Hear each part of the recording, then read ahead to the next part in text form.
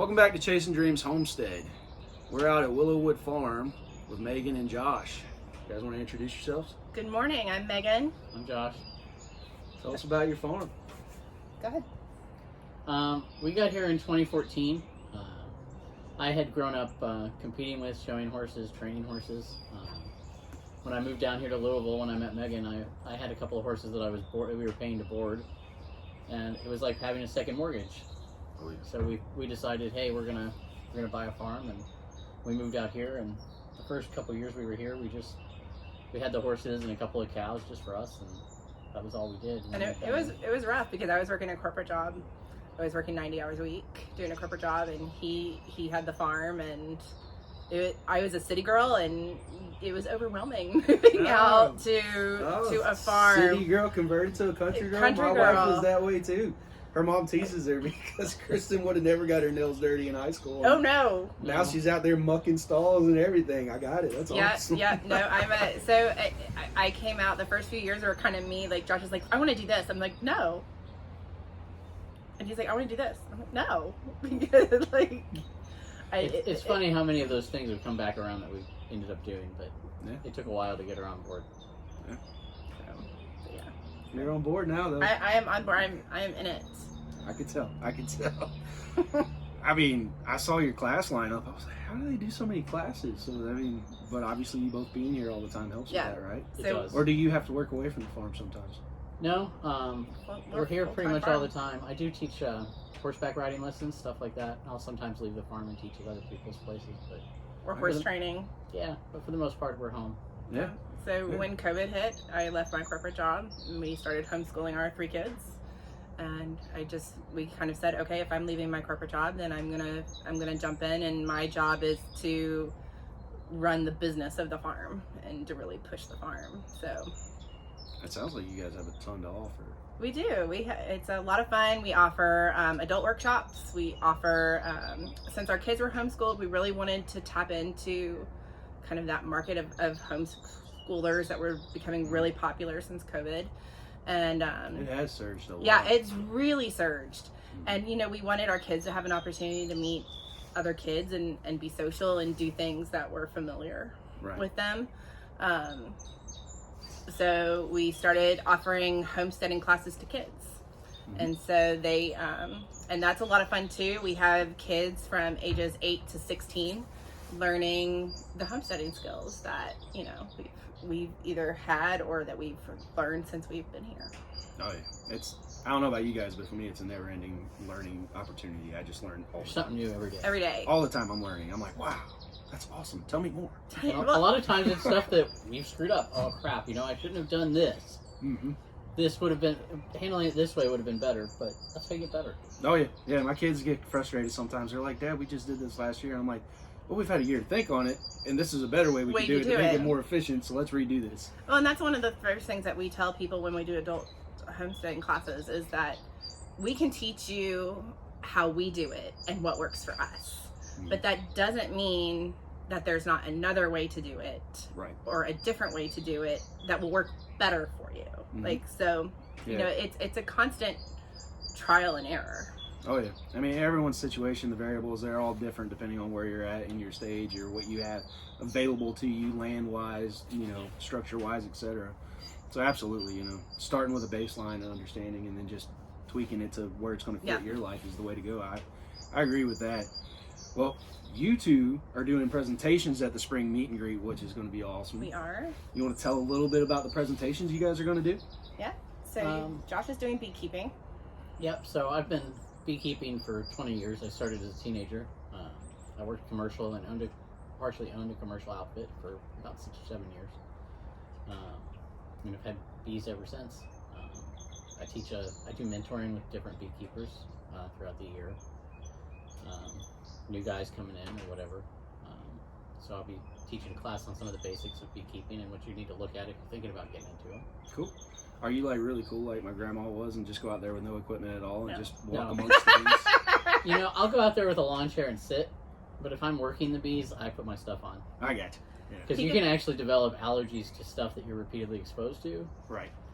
Yep. So it pays to take precautions if you're going to be in the bees a lot. Makes sense. Makes sense. So, and we're also he's going to be doing a kids beekeeping class at the event too. So we really wanted to make sure taking our strength to teaching to kids and bringing it to the event. So we're going to be introducing the kids to beekeeping as well. Are you bringing bees? That's the plan. We're going to try. Like If the weather cooperates, because bees are very weather dependent. So Right. So he built this really cool bee observation hive Nice. for our classes. So I can pull it out and people can actually see See what's the going bees and see Yeah. the hive, and it's really cool. So if all like the stars and planets align in this perfect like sequence, then we will hopefully have And bees. it's fully self-contained, or is there a Yes. chance of a bee getting out? on. No, it's contained. It's self-contained. I was just gonna say maybe bring an EpiPen if you have an allergy. Allergy, just in case. Just in case. Just in when- case. You should be traveling with that anyway, probably. But Yeah, absolutely, absolutely. But then we're also going to be teaching. I'm going to do a kids workshop on making seed paper, so Cool. that the kids can Yeah. have some fun and make some seed paper, and then take them home and be able to plant them in their garden or give them Well, to mom. I'm gonna for put Mother's one of my Day. kids in your class then, because I want to do the carrot seed paper. Supposedly that's the best way Okay. to get carrots going. Is it? Have you had that?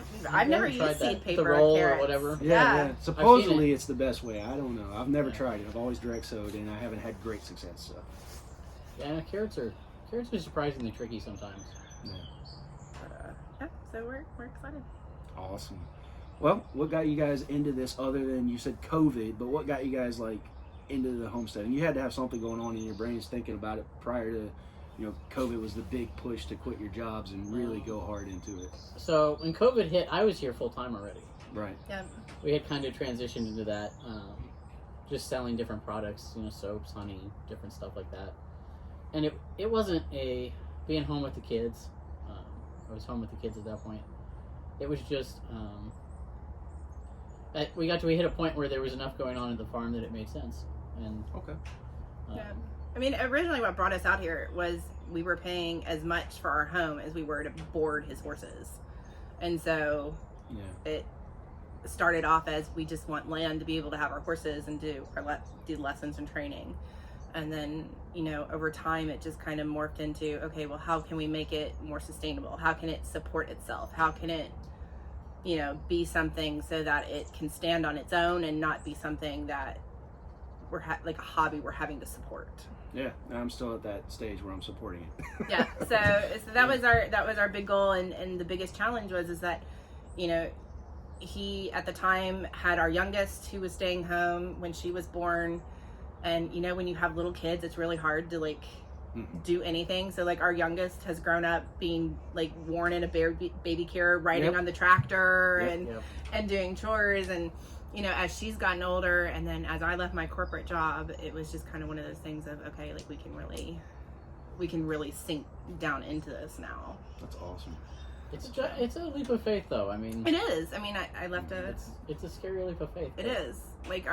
Our income is not nearly what it was with me working a corporate job, but I like to daydream about it though, and I think that you probably have a greater sense of fulfillment out of your life than I have out of mine at the moment. I do, and and it's funny because my mom really struggles with our lifestyle. Went to college, you went to graduate school, what are you doing? Or you had a corporate job that paid six figures, and you left it, and you're running a farm. Yep. What are you doing? And but I do I'm using every corporate skill that I ever had to run this farm and to help with planning the meet and greet. Plan the meet and greet. Yeah. And so I can't do all those documents and things you're doing. It's my project management nerdiness kicking You're in. kicking butt and taking names, and we appreciate it. It's been a huge help. It's been fun. But I like that stuff. So, I'm sure you're probably frustrated, why can't Chase open this document? just click on the link. Chase, And I did, and it click on wouldn't the link. open. It wouldn't open. We discovered we had to open it from a computer, not our phone. Yeah. Okay, that's interesting. See, I didn't know that. I didn't know either, but I was like, Kristen, just maybe log into the laptop and try on there, and it worked. It worked. Okay. And we never get the laptop out anymore with the smartphones. Right. It's just the phone. Yeah, we're the same way. But that's awesome, and we appreciate it a lot. All right, so you guys are going to do awesome presentations. Do you want to talk about the class lineups you guys have planned for your farm this year? I know you've got some classes already posted. Yeah, we do. We have we have Introduction to Beekeeping in February. Yep. We have Hydroponic Gardening in March. In April, we have a kids horseback riding camp. Okay. In May, I am doing a kids workshop. It'll be doing the seed paper and gardening for kids. In June, I can't remember that far. Okay. I can't remember that far. But yeah, so we have a bunch of things throughout the year. We're doing chicken processing in the fall, how to process a chicken. We're doing... That's our favorite time to do it too, when it's cold. Cold, yeah, not hot, not fly season. You don't have to rush so fast and all that, especially if you're showing someone else, you know. When it's hot, you don't want the meat to spoil, so you're like, I don't really have time to go slow. Yeah. So, yeah, we do a lot of, and we're also one of those people, like, if somebody comes to us and says, hey, we know you did this, can you help me? We're absolutely always willing to show people how to do something. That's awesome. What about you? You're just going to help with all these classes, or you got your own projects what she planned doesn't out tell too? you is a lot of those classes I end up teaching. So Okay. I plan them. She's my put it forward and market person, and I kind of teach them when I get into stuff. It takes me a while to warm up to people unless I'm teaching. So I got you.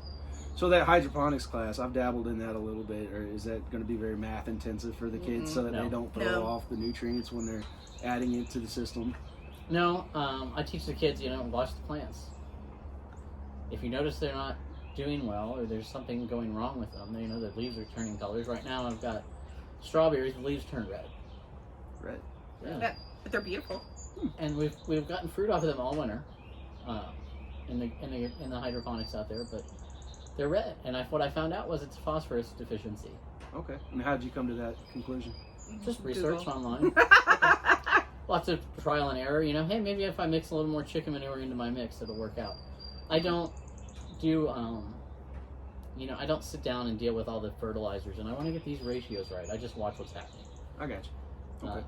Because I know a lot of that way. liquid stuff is super concentrated, and you can throw it off quick. Yeah. We do it all pretty naturally through either the different manures that we use from the farm or...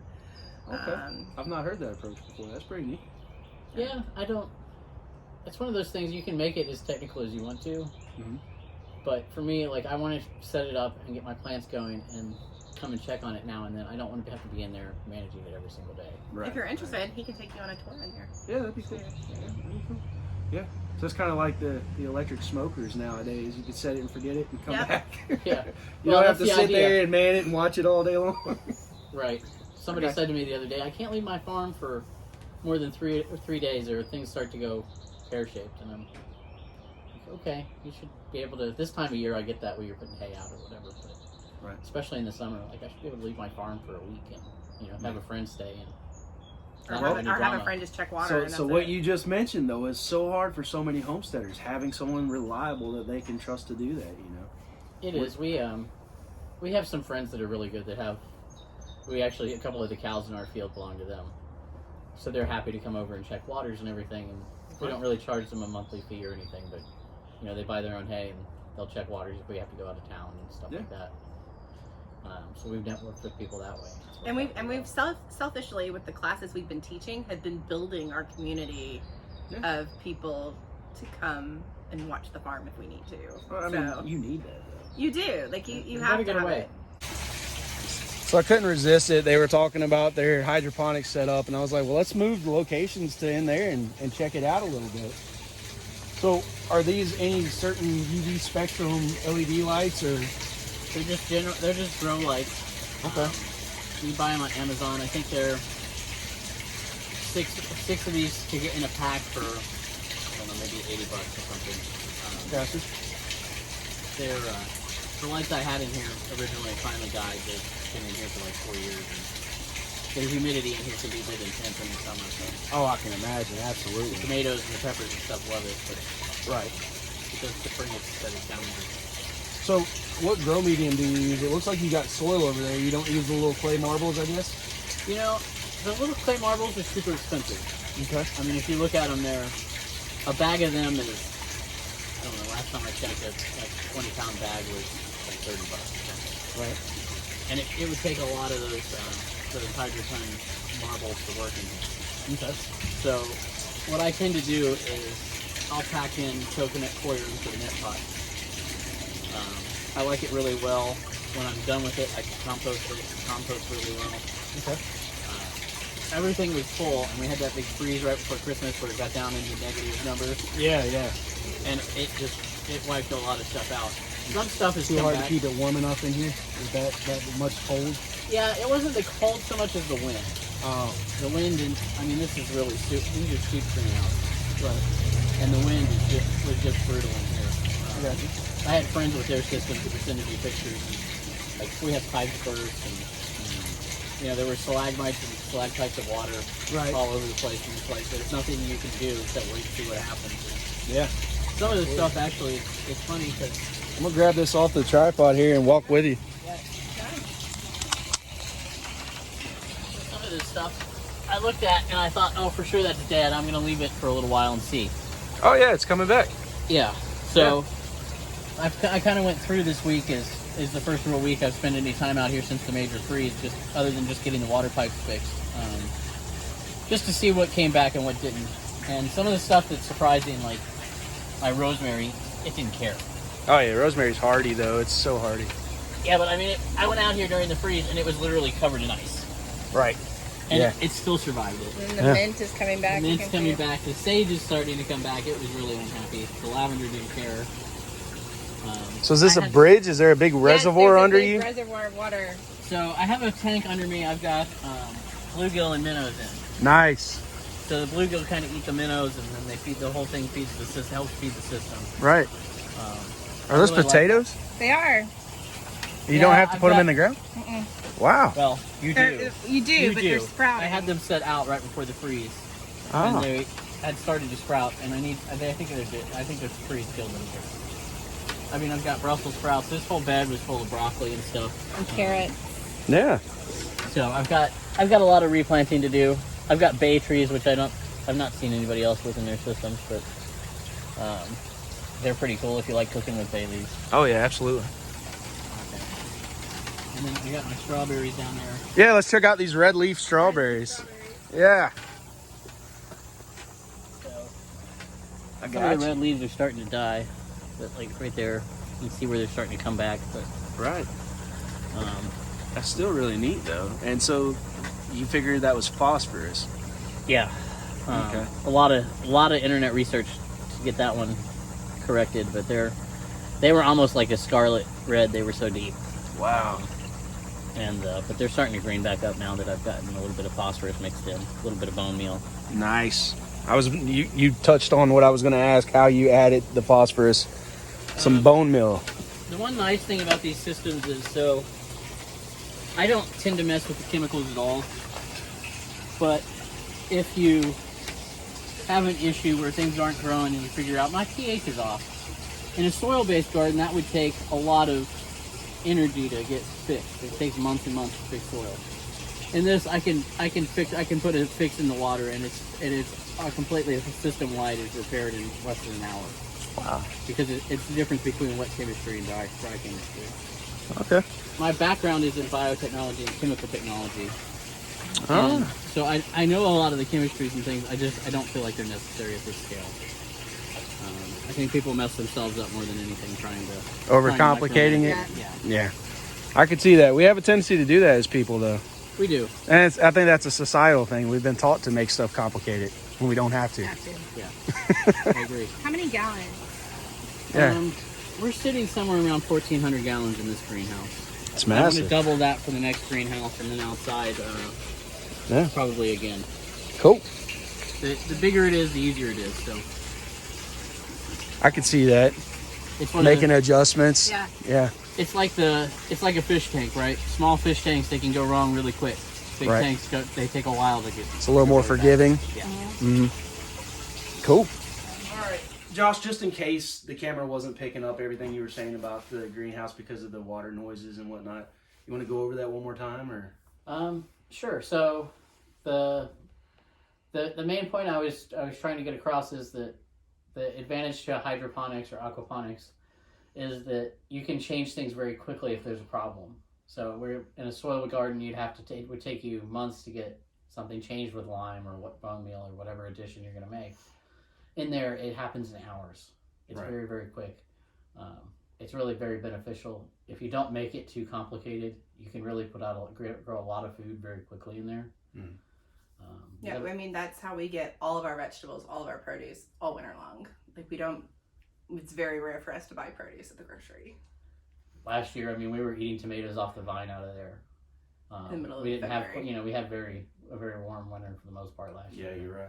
Yeah. We were able to do that, you know, which was cool because we start classes in March, and day one we take everybody around on a tour, and we went in there and I picked tomatoes off and just here, have a snack. Or they're in there eating like our spinach. Like the kids are in there eating spinach like candy out of the garden. That's awesome. But yeah, so I think people get in trouble when they make it more complicated than it needs to be. I agree with you. And it also uses like one thing that people will always say, like, well, it's just so much water. Like you're just, like it uses more water than if you just had a garden. Self-sustaining. That's right. Is that it's completely self-sustaining. So it's same water. How often do you have to add from evaporation? Last year I added like 2, maybe 3 times for the year. Do you have an idea of how many gallons you had to add back to the system? Maybe 150. Yeah, that's not bad at all. I mean, out of 10 of your total volume. Yeah. It's not a significant amount, and like if you noticed on the beds, there's all those rafts. Mm-hmm. That's kind of the key. There is you block as much evaporation as you can with that. I have one tank that's fully open, and that's where my fish are, and that's it. Right, I got you. And with the flowing water, you don't have to add a bubbler or anything for the fish, right? You don't have to. I have a bubbler in the water beds because I found the extra oxygen helped the plants. Oh, okay. It cut my grow time probably in half on those beds. Wow, that's just added some big. air movement in there. That's really big. You smell my boots? Yeah, this is Mittens, our failed barn cat. Our daughter brought home 3 cats to be barn cats this year, and she just felt like he was a better house cat than a barn cat. So she started putting him in a stroller and wrapping him up at nap time, and whoa. Yeah, he wouldn't survive outside now that he knows how to be spoiled inside. Very spoiled cat. I understand that. So. We have too many of them. Our kids thought that everyone needed their own cat. Yeah. I got that completely. So. All right, so this is the part of the interview where I ask, what are some regrets you guys have had, or some tough lessons you've had on your homesteading journey? I wish we'd built more before we went full time. I mean, that's probably our biggest thing is, we're both full time here, and it's it was a jump. It was definitely a leap of faith, but I think we could have had a little bit more built in that more foundation before we both made that jump. But it's worked out. I mean, but you never know. I mean, you think you've got enough, and you either figure out you did or you had too much or whatever. Something. But I think that's probably for me. That's the one thing. I think the other one is I think we had to learn really quickly. The first year we lived here, Josh broke his back in an accident on the property. And so that took basically 3 years away from any development of the farm because there was, over a year of recovery. There was a lot of bad days there. And so we had to learn really quickly, like we had to make adaptations so that the farm ran with a lot less physical work. So we had to do a lot of initial investment into like equipment and things that would allow us to do what we needed to do without it being detrimental to his health or back. So yeah, I never broke my back, but I fractured it in a car wreck, and that was tough. yeah, it was tough listening and not being able to lift certain weights. Oh, it was a long road, but like we learned really quickly, like we had to put certain systems into place because it became very evident of, if one of us is sick or one of us is injured, the other person has to be able to pick up where the other one left off and keep things running. So I think that it was a hard lesson learned, but I think it's been a benefit to us now because now like either one of us can travel or something can happen and we know that the farm can run. Yeah. And that's a huge reason I'm always talking about health, like trying to better my health, because I saw just with the fractured back, like how much strain it put on my family. And I was like, man. And I try to impress that on people, try to keep your immune system up, try to work on your health, because if you're sick, you're injured, tasks get so much more complicated. They do. Yeah, absolutely. It does. And you get behind, and then that one thing is, you get behind, and it's even if you're here full time, it's hard to get caught back up. It's quicksand is what I call it. Yeah. You start getting behind, and then it's just like and something else happens, so then you're like you're in this constant fight between, you know, thrive and survive. Like, Yeah. So I fully get it completely. What about, what are some things that you guys would really try to press on the next generation? Because I'm huge on trying to get, and you guys sound like it too, trying to get kids invested in this. Yep. It's so hard. Our kids aren't homeschooled. I wish they would have took that jump with us. But we've decided as long as the school doesn't do certain things, we won't make them make that move. Because they all do really enjoy the extracurriculars and all the things that they've got at school with their friends. And we actually have a few great teachers that go to church with us. So there are good educational options in the public school system. But I still personally wish they would have did the homeschool journey. But what are some things that you guys would have liked to have, you know, told the next generation of homesteaders, or just a way to plant seeds or anything in the next wave of people? If you want to do something, just go do it. Yeah. Like, I don't know how many people I know that, you know, man, I wish I put a greenhouse or a garden in, or simple stuff, and they just don't. Right. But then they'll sit and complain about they haven't done it. Just go do it. And you make mistakes, you learn. Just go do it. And it's not going to be perfect. I think there's this society, you know, and I think social media plays a lot into it, and just other media outlets of perfection. Like, it has to be perfect to start it, and it's like, no, it doesn't. It can be so small. Like, it can be planting a container of tomatoes in a, you know, in a pot, or, you know, it can be so simple. We just tend to make things much more complicated than they need to be. And I think the other thing is that, and it's one of the main missions of why we wanted to start homesteading, is we really wanted our kids to understand where their food came from. Mm-hmm. Yes. Like, that, you know, the grocery store isn't buying their food from another grocery, you know, store, or something. And chocolate milk doesn't come from brown cows. I don't know how many times I've heard that walking through the grocery store. Why don't you people just get your meat from the supermarket like everyone else? And that's where it comes from. And so I think that's, you know, just learning where what you eat comes from, and whether it's, you know, grown, or whether it's being chemically created, or what it is. And that's been one of the number one lessons with our kids in our homestead classes, is they are just like flabbergasted at, oh, you mean that chicken that's walking across the driveway right now is, it's going to be dumplings. It's going to be dumplings tomorrow, or you know, that the spinach that they get from the grocery store, oh, it grew in dirt. Yeah. Like, so it's some of the aha moments that we see in our classes that we're like, yeah, that's. Have you guys ever done this? It's something I told my family I want to do this summer when the garden's in full swing. Is I wanted to do 30 days of only eating things that we grew, but they negotiated it down to 2 weeks. So we've got plenty of meat, obviously, from our animals, and everything else will be. Yeah, meat's the easy one. Really. Meat's the easy one. Yeah. So everything else will be whatever vegetables the garden is given at that time. Have you guys ever done anything like that with your family? We're mostly just stuff that we grow or raise. I mean, just all the time. So, like, probably 70%, 75%, 80%. Yeah. Of everything is stuff that we eat, and the other 15% is the stuff that we run to the store because of a convenience factor. Like, hey, we've been working all day to go get a rotisserie chicken because it's I quick, just don't want to don't have the energy at this point in the day. But right. I mean, a lot of that is we don't typically eat until 8 or 9 anyway, so we eat a late dinner. And by that time, we put a full day in, and we've, you know, everybody's just ready to unwind. But, like, we make our own bread every week. All of our own meat is from us. And then we have the hydroponic garden, so we have fresh produce all winter.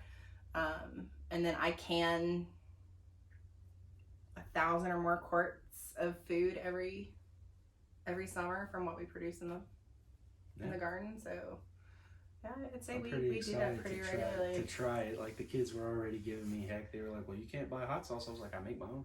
Yeah, make your own. It's sauce. I make my own hot sauce. So what other options do you guys got? They're trying to find ways of, if we do this, Dad, you can't do this. You know what? The challenge we've done is we try and do like 2 meals that are foraged a year. Yeah. So like we'll do like a spring foraged meal and a fall foraged meal. We just started that one. That's cool. This past year. It's a hard one, but it's like it has to be something you've hunted. Like the protein has to be from something you've hunted, or the vegetables have to be something you gather from out there. So that's a good one. I like that one. So that's been our challenge. I think those kind of challenges engage the kids a lot. So that's where I'm coming from with mine, at least for my family, is they help in the garden. They don't help a lot in the garden. It's not their favorite thing to do. But I think this will get them a little more invested when they're like, oh, well, now we got to find our meal for the garden. Well, we've hit the point where, like, with our kids, when the big freeze at Christmas happened, it kind of wiped out a lot of what I had growing in the water beds out there, just with all the ice and the kid. So we ended up buying a little bit of produce at the store for the first time in I think probably 3 years. But the kids, it sat and ruined in the fridge because nobody wanted to. Wanted to eat it. Like, there's no flavor here. Right. If you get used to what you're growing, then you won't want to eat it from anywhere else. I agree. It makes it sucky to go out and eat too. You go sit down in a restaurant and go, I can do better than this. I can cook it better, and I don't know about you guys, but my stomach hurts afterwards. Yes, it's like you get sick, and it's like, this isn't enjoyable at all. Yeah. My wife teases me. She's like, you're going to be sick if we eat out. I'm like, yeah, I am. My in-laws get annoyed because we will not order chicken if we go somewhere. Like, chicken go out to is eat. like, nope. Mm-hmm. And even like we might order a steak, but it's like the steak just isn't nearly as good as the steak we have sitting in our freezer from our cows. Like, and some of that's probably but up here, but it is what it is, right? Yeah. I mean, there's nothing wrong with a placebo effect, though. No. As long as it's a positive outcome, there's nothing wrong with it. Yeah. So I'm fine with it being all done. I That's awesome. You guys got anything else you want to cover in the interview? don't think so. I think that's it. Well, I appreciate you guys, and I definitely appreciate that you're both going to help out with the spring meet and greet, and we're already looking forward to the fall one. My wife was like, when are you going to slow down? I'm like, this is slow down. This is slow for me though. Slow down? I don't know what that means. Well, I end every video by saying, until next time, y'all, keep dreaming.